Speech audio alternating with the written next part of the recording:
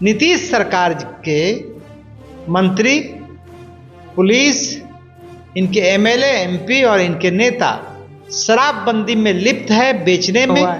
घर पर तो तलवार गिरी हुई है, भाजपा डाले हुए है कि बोलोगे बेटा तो जेल जाओगे। वो उनको कौन पैसा देता है? वो कहाँ से पैसा लाया है? इसका पहले जवाब देना। गरीब का वोट लेता है और पूंजीपति का काम करता है। गरीब का वोट लेता है और माफ जो है लोन करता है पूंजीपति का। तेजस्वी यादव के बारे में तो सब जानता है, बिहार नहीं पूरा देश जानता है कि चोर हैं, इनके पिताजी चारा घोटाले में सजावार हैं। नमस्कार, मैं प्रशांत और आप देख रहे हैं सच टॉक्स। देखिए, इस वक्त चुनाव जो है वो काफी नजदीक आ गया है। सप्ताह या 1.5 सप्ताह के अंदर आचार संहिता के लग जाने की संभावना है। इस बीच एनडीए खेमे में बहुत ज्यादा खलबली है, क्योंकि लगातार जनसुराज के तरफ से एक एक करके कई बड़े कद्दावर जो एनडीए के नेता हैं उनकी कुंडली खोली जा रही है, कागजात निकाले जा रहे हैं और जिसको लेकर खूब इस वक्त सियासी बयानबाजी भी चल रही है। हमारे साथ जनसुराज के कद्दावर नेता किशोर कुमार जी हैं। आपने पिछली दफा भी कागज निकाली, उसके बाद भी बेचैनी जो है वो देखने को मिला। क्या लग रहा है, कितना अभी तक किस्त आना इसमें बाकी है? नहीं, बेचैन कौन है? बेचैन तो वही है जिसने जनता के पैसा को लूटा है। बिहार सरकार में जो मंत्री है, बिहार के मंत्री ने बेरहमी से बिहार के बच्चे के हक को लूटने का काम किया है। उनके संसाधन को अपना संसाधन समझ लिया है। और जब अब जनसुराज इस सवाल को पब्लिक डोमेन में ला रही है तो वो लोग बेचैन हैं। जो गलती करेंगे वो तो डरे हुए हैं। यदि गलती नहीं करते फिर वो बेचैन क्यों होते? चोरी किए हैं तो वो तो भुक्तभोगी होंगे।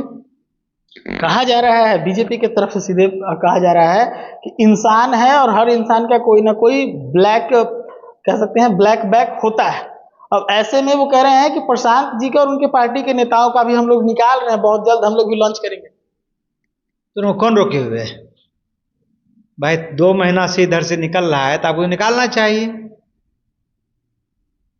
वो बीजेपी क्या निकालेंगे? बीजेपी जो इतनी बड़ी पार्टी चला रही है, कहां से पैसा आ रहा है? हर जिला में दफ्तर हो गया है। पटना में, दिल्ली में 5 सितारा दफ्तर बना हुआ है। वो उनको कौन पैसा देता है? वो कहां से पैसा लाया है? इसका पहले जवाब देना। सवाल का जवाब नहीं देंगे, गलथेथरी करेंगे हैं? यहाँ एक बड़ा मुद्दा यहाँ से और है। प्रशांत जी लगभग हर मंच से कहते हैं कि जैसे ही सरकार बनेगी 1 घंटा के अंदर हम लोग शराबबंदी हटाएंगे।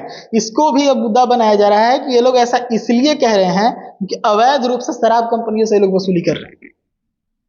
भाई प्रशांत जी ये बात क्यों कह रहे हैं? प्रशांत जी इसीलिए कह रहे हैं कि बिहार में सरकार ने कागज में तो शराबबंदी कर दिया, लेकिन घर घर शराब बिक रहा है। यहां के लोग उसको पी रहे हैं। जो समानांतर व्यवस्था है पुलिस का, वो और शराब माफिया मिलके बिहार का लगभग 30,000 करोड़ चोरी कर रहा है। तो प्रशांत किशोर जी कहते हैं कि ये कानून फेल हो गया है, इसीलिए सत्ता में आते हुए यदि व्यवस्था बनेगी जनसुराज को की तो 1 घंटे में शराबबंदी को खत्म कर दिया जाएगा। ये तो इनकी जवाबदेही है। यदि कानून उन्होंने शराबबंदी के लिए बनाया तो ईमानदारी से शराबबंदी लागू करता। लेकिन नीतीश सरकार के मंत्री, पुलिस, इनके एमएलए, एमपी और इनके नेता जदयू और भाजपा के कार्यकर्ता शराबबंदी में लिप्त है, बेचने में, घर घर डिलीवरी देने में, और यह कानून मजाक बन गया है। इसीलिए प्रशांत जी ने कहा कि भाई इसका कोई मतलब नहीं है। बड़ा गंभीर आरोप लगा रहे हैं आप। और पार्टी के नेता और 14 लाख से ज्यादा लोगों पर मुकदमा हुआ है, 9 लाख लोग जेल गए हैं, आज भी 1.25 लाख लोग 1.5 लाख लोग जेल में हैं बंद। और उसमें 14 लाख जो मुकदमा हुआ है उसमें 99% बिलो प्रॉपर्टी लाइन गरीब आदमी है। तो अमीर आदमी को कुछ बिगड़ता नहीं है। ये भाजपा वाले सारे के सारे पूंजीपति हैं, गरीब का वोट लेता है और पूंजीपति का काम करता है। गरीब का वोट लेता है और माफ जो है लोन करता है पूंजीपति का।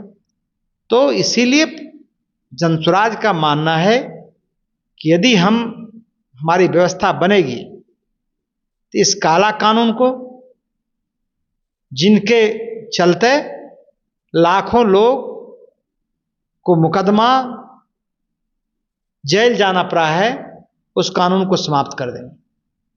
उतना ही नहीं बल्कि जितने लोग पर मुकदमा हुई है उस मुकदमा को भी सरकार से उठवा लेंगे।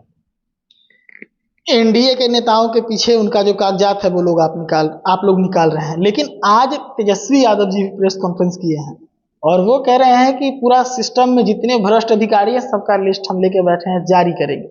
क्या लगता है, लिस्ट है सब? तेजस्वी यादव जो है वो तो बहुत दिन से नेता है। इतना दिन सोए हुए थे क्या? प्रशांत किशोर जी 3 महीना से पसीना छुड़ाए हुए हैं, लोगों को नींद नहीं हो रहा है, क्योंकि वो अपने तेजस्वी यादव का दल के लोग, उनके माता पिता, ज्यादातर लोग भ्रष्टाचार में लिप्त है। तो उनको कोई अधिकार है बोलने का? वो क्या बोलेंगे?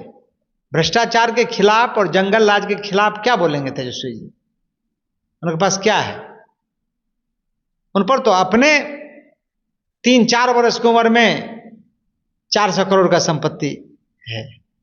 तो सब संपत्ति एक नंबर का तो है नहीं, सब उनके माँ बाबूजी ने गलत तरीके से कमाया है।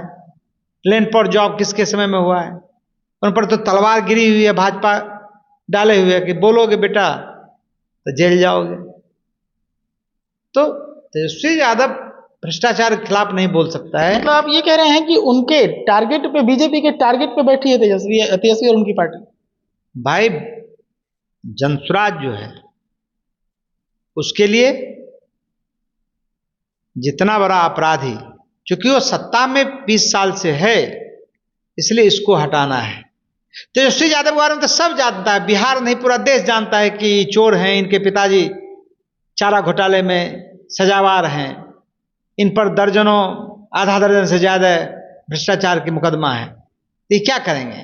इनको भी मौका लगा 3 साल, तो इन्होंने भी वही काम किया जो इनके पिताजी माताजी किए, जो भारतीय जनता पार्टी के मंत्री और अफसर किए, वही काम तेजस्वी यादव ने भी किया।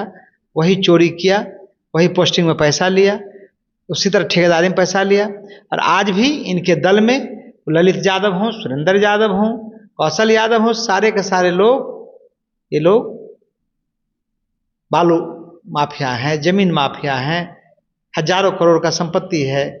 ये लोग कौन लोग हैं? कागजात जारी करने का सिलसिला, अगली किस्त कब आ रही है? समय आने दीजिए, सब कुछ आप लोग को मिल जाएगा। चलते चलते एक आखिरी सवाल होगा कि आप अब काफी करीबी रहे हैं प्रशांत जी का, चुनाव अब नजदीक है, अलग अलग पार्टियां जो है वो अपने अपने स्तर पे प्रत्याशियों को उतारे, से बीएसपी 3 प्रत्याशी उतार दी, एनडीए में सीट बंटवारा नहीं हुआ लेकिन नीतीश जी एक प्रत्याशी की घोषणा की है। आप लोग कितना सिलेक्शन कर चुके हैं और कब तक पहला लिस्ट जारी कर? मैक्सिमम प्रत्याशी का चयन हो गया है, हमारे यहाँ एक प्रक्रिया है। लेकिन प्रशांत जी ने कहा था कि भाई उम्मीदवार चुनने का अधिकार हम जनता को देते हैं, जनता जिसको चुनेगी उसको हम उम्मीदवार बनाएंगे। इस प्रक्रिया को करने में बहुत समय लगता है, इसीलिए थोड़ा सा विलंब हुआ है, लेकिन मुझे लगता है कि 1 सप्ताह के अंदर ये प्रक्रिया पूरा हो जाएगा। कार्यकर्ता से ले लिया गया है, नेता से ले लिया गया है, राज्य स्तर पर हो गया है, केंद्र स्तर पर हो गया है, अब जनता से भी राय शुमारी ली जा रही है, आम लोगों से। तो आम लोगों का राय आएगा दशहरा के बाद हो जाएगा। तो ये माना जाए दशहरा के बाद आप लोग जारी कर देंगे? बिल्कुल, जनता को चुनना है ना। एक बार जनसुराज ने संकल्प ले लिया, दूसरे दल में नेता थोपे जाते हैं, दूसरे दल में पैसा लेकर पैरवी से जमीन माफिया को, शराब माफिया को, भूमि माफिया को टिकट दिया जाता है।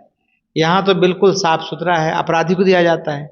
यहाँ वैसे ही लोग सही सोच और जो सामूहिक प्रयास का दर्शन है, वैसे ही लोगों को यहाँ टिकट मिलेगा। और जब उनको टिकट मिलेगा तो जनता की प्रसन्नता का ठिकाना नहीं रहेगा, जनसुराज जीतेगा। चलिए, तो हमारे साथ किशोर कुमार जी थे। हम कई सारे मुद्दों पर बातचीत कर रहे थे, चाहे वो इस वक्त भ्रष्टाचार को लेकर जो कागजात की किस्त लगातार जनसुराज के द्वारा जारी किया जा रहा है उसको लेकर हो, या फिर चुनाव में क्या तैयारी है, प्रत्याशियों का कितना चयन हुआ है, तमाम तरह के सवाल हमने पूछे। इन्होंने बताया कि दशहरा के बाद संभवतः पहली लिस्ट जनसुराज की जारी कर दी जाएगी।